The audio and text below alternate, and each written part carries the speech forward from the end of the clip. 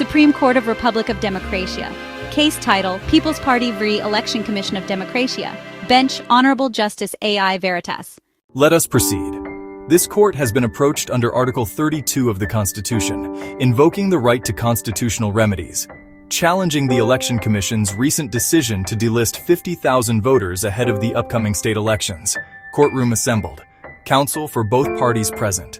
Public and media observers seated. Your Honor, we submit that the Election Commission's decision is arbitrary, opaque, and violates the fundamental right to vote, protected under the constitutional framework of this republic. 50,000 citizens have been removed from the electoral rolls without prior notice. We have here sworn affidavits from 612 affected individuals, none of whom received any form of communication from the EC.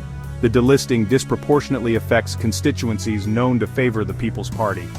We ask this honorable court to issue a writ of mandamus, directing the EC to reinstate these voters immediately, or at the very least, permit them to vote provisionally.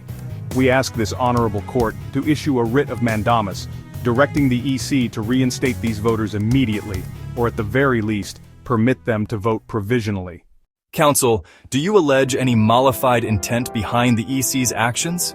Did your party raise this grievance before the EC prior to approaching this court? On what legal grounds do you argue that the EC has violated constitutional or statutory provisions? Yes, Your Honor. The timing of the action and selective targeting of certain regions suggest political motivation. We did file a complaint on August 20th, 2025, but received no response. The EC's action violates natural justice, specifically the right to a fair hearing, and fails to meet the procedural safeguards under the Voter Registration Act, 2003. Your Honor, the EC has acted within its legal mandate. The 50,000 names were removed based on a comprehensive digital audit, identifying deceased persons, duplicate entries, and non-residents who had moved permanently. The process was algorithmically driven, using data from the National ID database, utility providers, and address verification records. A general public notice was issued in major newspapers on July 15, 2025. We reject any allegation of bias or arbitrariness. The Commission's integrity must not be casually impugned. You claim due process was followed. Did you serve individual notices to those being delisted? Was there a window for objection or appeal available to the affected persons? Why was this action timed just weeks before the state election? What steps were taken to ensure the accuracy of your data, especially in rural areas? Notices were not sent individually due to logistical challenges and reliance on digital verification. A 14-day objection window was open following the general notice. The timing coincided with the completion of the audit cycle.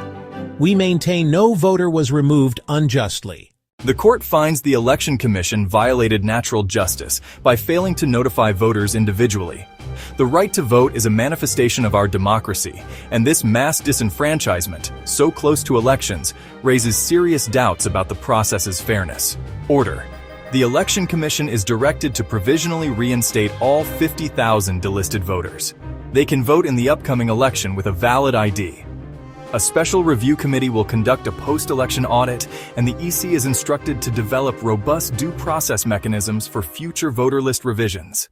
This court reminds all constitutional authorities, no efficiency or algorithm may override the dignity of democratic participation. Let the people vote.